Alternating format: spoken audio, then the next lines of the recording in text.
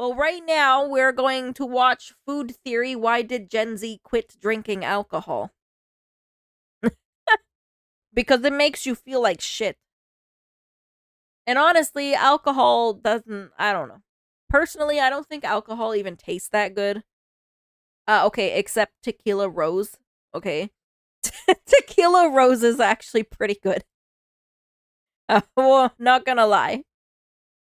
But like a straight shot of whiskey or vodka or rum is, in my opinion, it's nasty. Mixing it with stuff is fine. Then it tastes good. Because it's too, well, yeah, because it's too expensive. Yeah, no kidding. I can never remember what generation is what. Honestly, I can't either. I don't know. What is Gen Z? I don't even know really anymore. Because weed is legal now, that's why I don't drink. Yep, that's true too. Weed is legal and it doesn't leave you feeling like shitty afterwards. Unless you like do too much of it.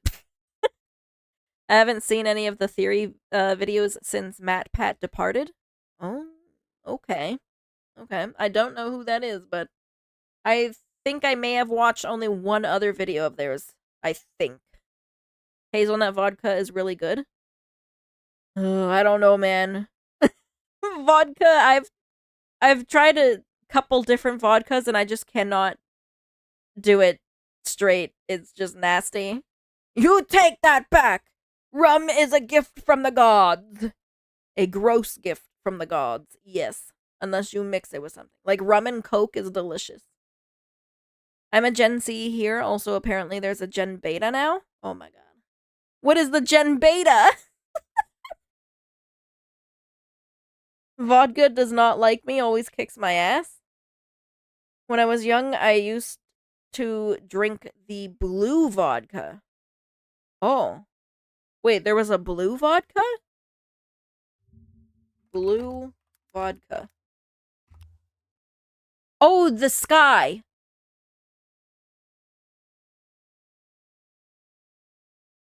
Was it like the brand? Okay.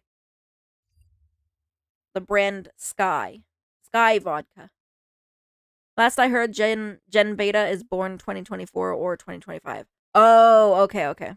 Wow. Let me look that up, actually. Gen Beta. Generation Beta, following Generation Alpha, refers to individuals born between 2025 and 2039. Wow. Anyone born this year.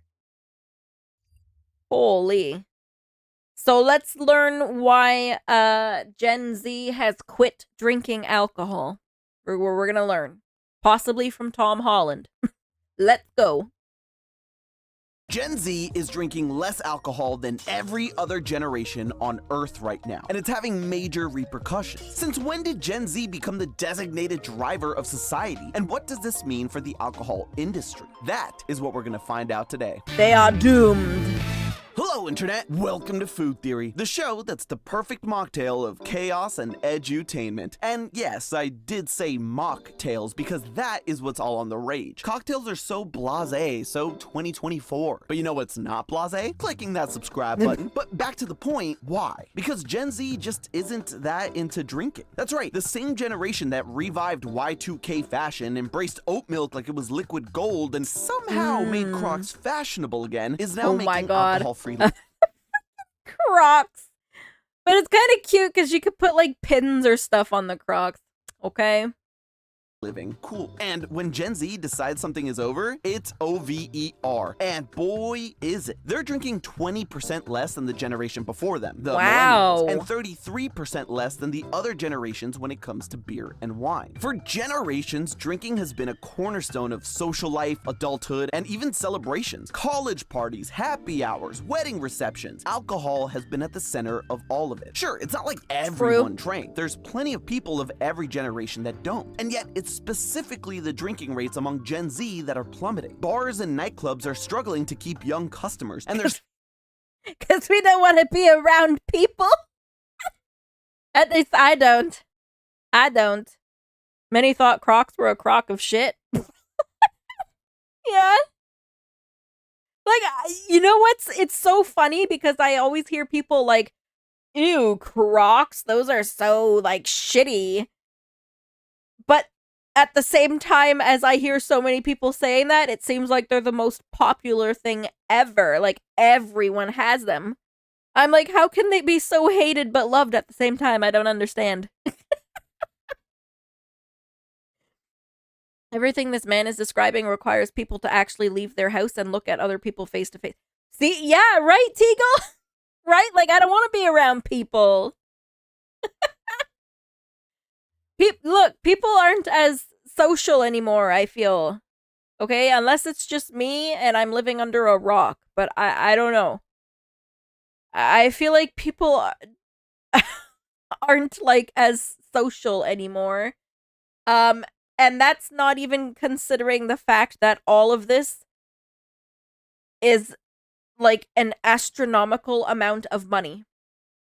Like, to go out to the bar for a night out with your friends, like, you know, to have a couple of drinks, that would be, like, hundreds of dollars. Hundreds of dollars. Like, no thank you. No thank you. I want to sit at home and play video games. Exactly. Exactly. Yeah, $9. $9 for a mixed drink. Exactly. Holy frig.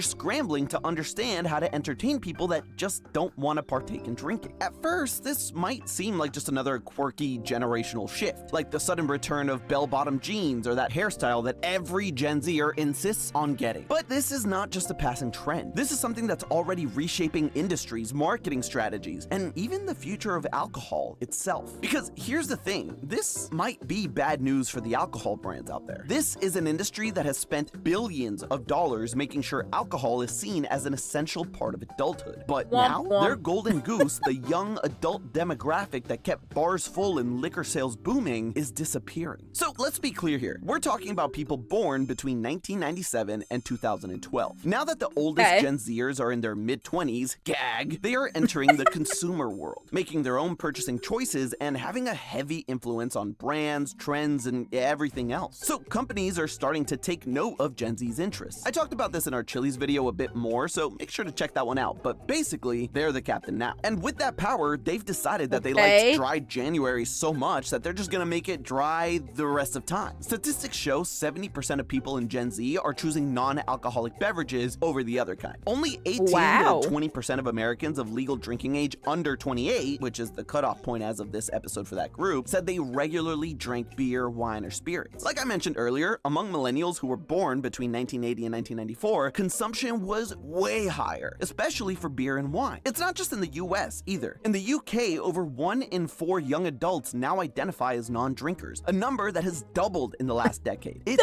astonishing. Even in countries with deeply ingrained drinking cultures, Germany, Spain, and Australia, young people are simply not reaching for booze like their parents did. But what is it about alcohol that no longer fits into Gen Z's world? It's well known that Gen Z is socializing a lot less in person due to the reliance I knew it.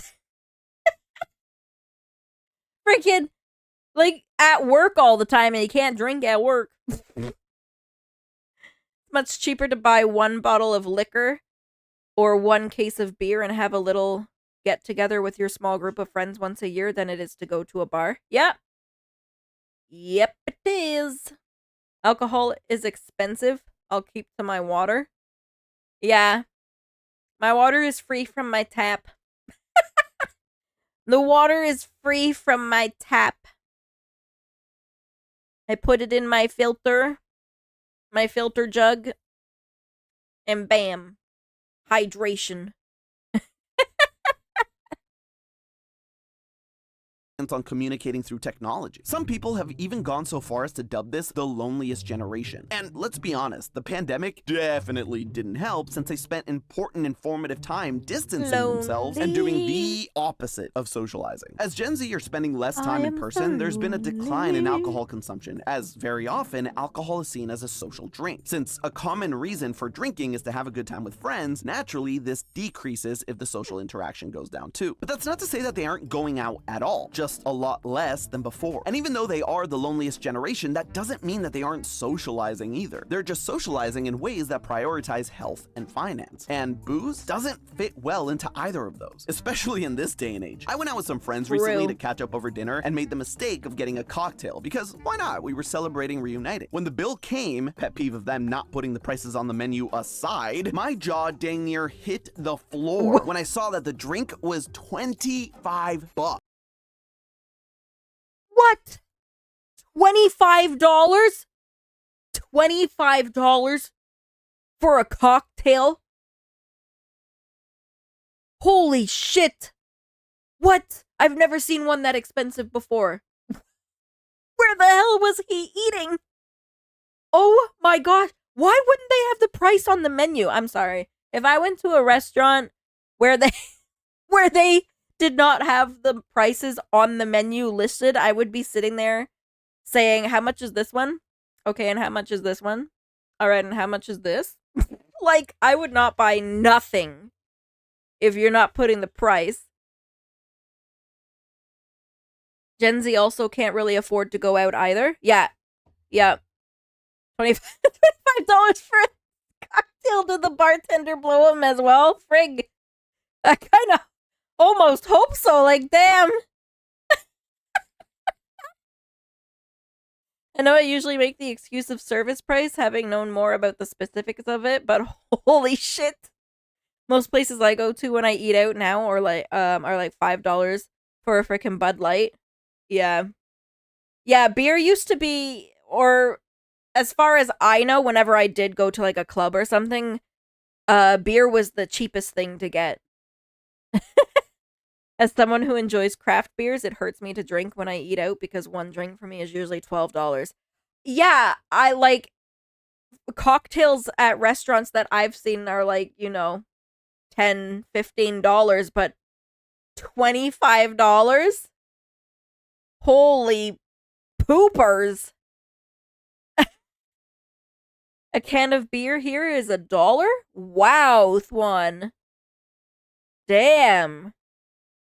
You can have a 1.5 liters for what? For $25? Wow. Jeez. I don't even know how expensive our alcohol here has gotten because I just haven't been to our alcohol store in a long time. Years, probably, even. The LCBO. Mind you, my flatbread I ordered, 19. It's ridiculous. And Gen Zers aren't having any of that. And it's not just the price tag like we mentioned in other episodes. Gen Z are far more health conscious, arguably the most health aware generation in history, because they have all the information they need at their fingertips. The awareness of alcohol and the effects it has on someone has significantly increased since the past generations. Sure, millennials were the first generation to have alcohol and drug educations in school, like the DARE campaign and Just Say No, but it was always vague and didn't harp on the actual health part of it. I remember as a kid, it was just, don't do this, it's bad for you, with some scary images, but we never really grasped the effect it had on our bodies. Gen Z, on the other hand, has had instant access to scientific research, nutritional breakdowns, and first-hand testimonials about how alcohol affects the body. So even from one generation to the next, there's a greater understanding of how alcohol can affect your health, and the results aren't pretty. Not just the physical aspect either, the mental one too. Almost 86% of the Gen Z population believe that their mental health is as significant as their physical health when considering drinking alcohol. And while, yeah, alcohol does have a relaxing effect by lowering your inhibitions, that's the reason why inebriated people do dumb things, there's a flip side to that coin, because it also disrupts sleep quality, gut health, and increases the presence of negative feeling, like anger, depression, and anxiety. And Gen Z is already depressed and anxious enough as it is. So they're electing to move away from alcohol because... We already feel all of that without alcohol. We don't need the alcohol to make it feel worse. Damn. Damn. They've got enough on their plate, or in their cup, as the case may be. I do want to point out that I know I'm referring to Gen Z as if it's some sort of monolith, and obviously it's not, but trends are incredibly significant in this generation, the generation of social media. And yeah, older generations, well, mostly just the millennials, did have social media from a relatively young age, but we're talking about people who've been I never used MySpace, to be honest. Makes sense, as many people, if you tell them no, will just want whatever is forbidden more. Yeah. If you tell them no, they wanted more, exactly. Why drink alcohol when you could drink things like Mountain Dew that has the ability to disintegrate rodents? Exactly. Exactly. I think I made a MySpace, put, like, music on it. I thought it was super cool, and then never touched it again after. Like, I never used it. The amount of anxiety meds I take right now could make a couple teenagers overdose. Oh my gosh.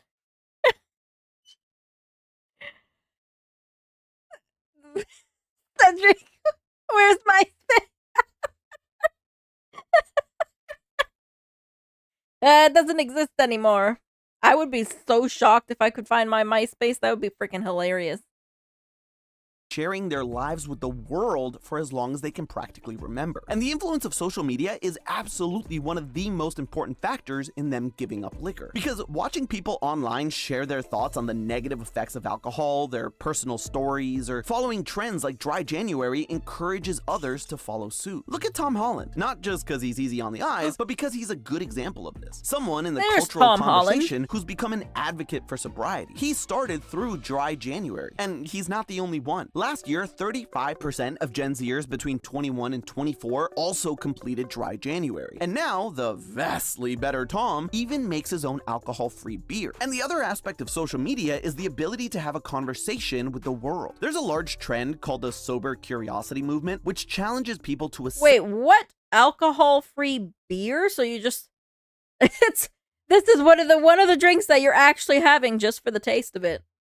Assess their relationship with alcohol. Not to cut it out, but to ask themselves why they drink, all in the name of mental and physical health. The term sober curious was popularized by the author Ruby Warrington in her 2018 book, and Gen Z is latching onto it because it's become a global conversation. As opposed to what I alluded to earlier, when education for the older generation was simply being told not to do something, now it's a dialogue that young people can feel empowered to participate in. And clearly, when they start asking themselves the important questions, alcohol seems like less of a necessity for going out and socializing. But while health and wellness is absolutely the primary concern and driving factor of sobriety for Gen Z, we can't really leave out how expensive it is to there drink. we go. Almost a third of young people choose low and no alcohol drinks specifically because they're cheaper than the alcoholic versions. This isn't to say that they're all about saving money and penny pinching. Sure, harsher economic reality right now between student loan debt, skyrocketing rent prices, and an uncertain job market, but the youth are actually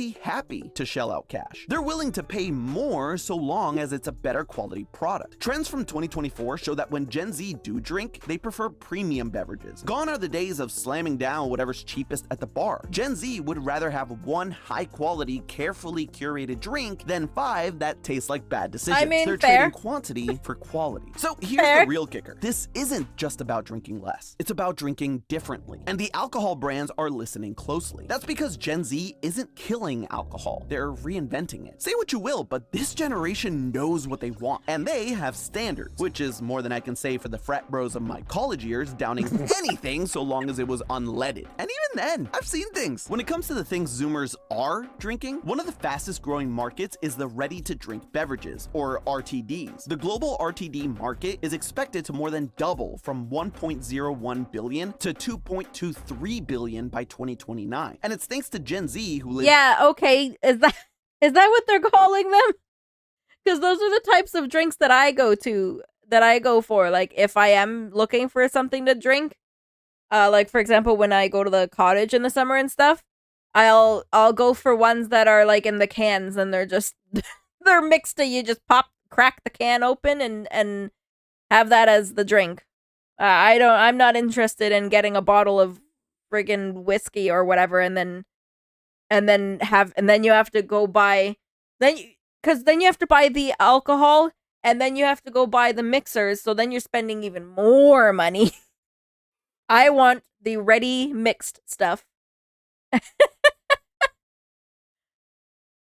I love that I talk a lot about alcohol and have a lot of it in my cabinet, but the last time I drank any alcohol was on New Year's Eve. Yeah, I think that's the last time I had it too. Actually, we didn't even have alcohol this year on New Year's Eve. I just remembered.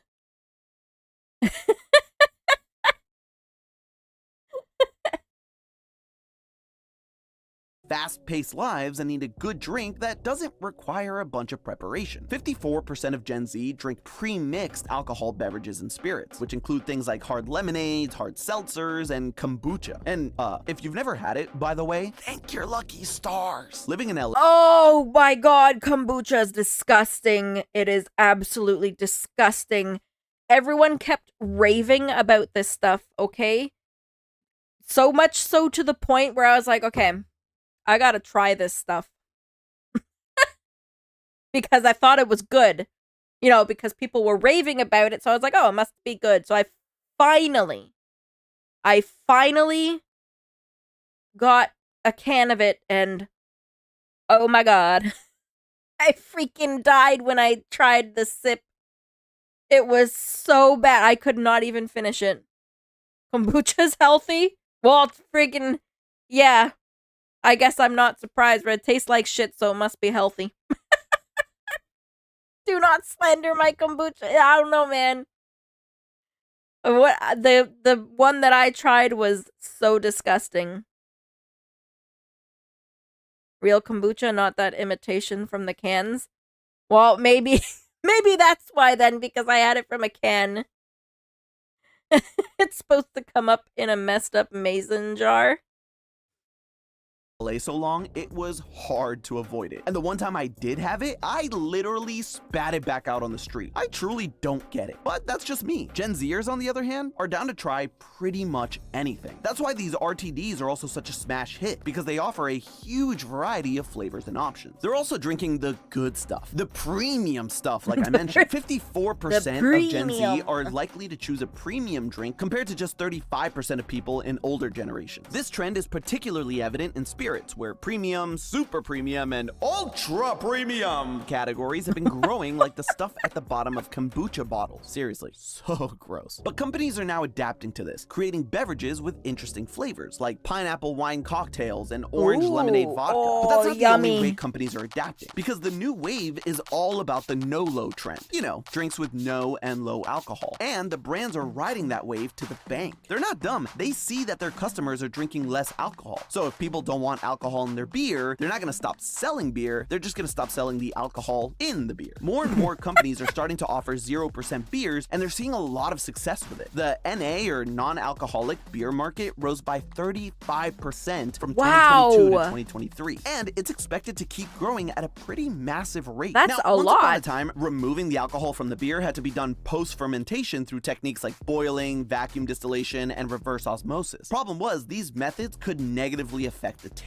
So non-alcoholic beers were far from the preference. But now, advancements in technology have also allowed these companies to improve the flavor of these non-alcoholic beverages, meaning not only is it not a bad substitute, but can be as good as the original too. And it's not just limited to beers. There are companies that sell de-alcoholized wine. I'm fascinated by this product because it's not like it's just a juice. They've actually removed the alcohol from fully fermented wine, and it leaves it tasting just like the alcoholic kind. This is a perfect example of an industry actually listening to its customers, and a consumer base that's truly talking with their wallets. And we all come out winning. Higher quality spirits, no or low alcohol variants that taste just as good as their alcoholic counterparts. Even older generations are drinking less or healthier thanks to Gen Z's lead. We owe them a debt of gratitude. But there's one other big winner here. Notice how at no point in the episode did I say that the alcohol industry is declining? Sure, there are certain aspects or specific brands that are in trouble. Looking at you, Natty Light. And sure, there are less people drinking now than ever, but sales in the alcohol industry as a whole haven't stopped climbing since the pandemic. People may be drinking less volume of alcohol, but prices haven't dropped a bit. In fact, some of these no-low drinks are even more expensive than the alcoholic kind. They require the same or similar techniques to the alcoholic types, just with the added step of removing the alcohol, which then makes it a premium product to sell. There's a bit of a slump as manufacturers shift their strategies to fit the new market, and some of them may stumble in the short term, which explains why some markets have seen a small decline. But these companies aren't worried about the now. They play the long game. Look at Anheuser-Busch, the largest beer company in the world. Right now, they're experiencing a small dip in sales, but their non-alcoholic options are exceeding expectations. And if things keep going the way they are, their non-alcoholic sales will likely equal or even exceed their others. And they're coming out looking like the heroes because they're giving us healthier options and listening to their consumer base without actually sacrificing anything. In fact, they're gaining in the long term. So Gen Z being healthy and drinking less because of it has created a shift in the industry that's demanding higher quality and healthier options. It's also making the rest of us start to moderate our own drinking habits and consider healthier options. And the alcohol industry is loving it because we are playing right into their hands. But hey, that's just a theory. A food theory. Bottoms up. Or, you know, not. And hey, if you like this, make sure to check out our video on the Uber Eats conspiracy. And as always, make sure you subscribe. All right, there's their channel, Food Theory. I'll put you and Jello on a liquid diet. Oh gosh. For years, I didn't like the taste of beer, so whenever I felt pressured to drink alcohol, I'd prefer flavored or mixed drinks. Yeah, I would drink beer a little bit, but yeah, I also preferred, like, flavored mixed drinks and stuff. Main problem is that I'd get teased for drinking a so-called girly drink. What makes it girly? I want to know. What makes it girly? The only girly drink is non-alcoholic alcohol. Why? Whenever someone forces me to drink beer, I always add a lot of raspberry syrup to it. Oh. All right. Well, that's an idea. It helps kill the taste of the beer. Huh, I never thought of doing anything like that. Non-alcoholic beer makes no sense as a healthier option. It still has a ton of hops in it, which is really bad if you're trying to lose weight. Yeah, true. But I guess some people just like the taste of it.